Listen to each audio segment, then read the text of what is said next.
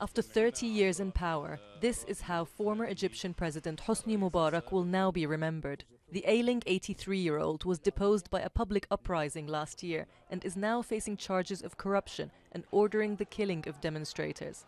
More than 800 people died in the protests that ended a 3-decade-old regime.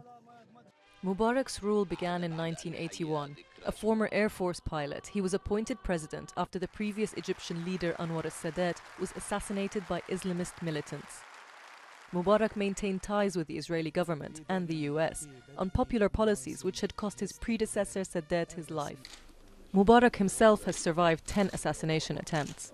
He ruled Egypt with an iron fist, and until January 25, 2011, he maintained that grip on the police, military and his ruling party.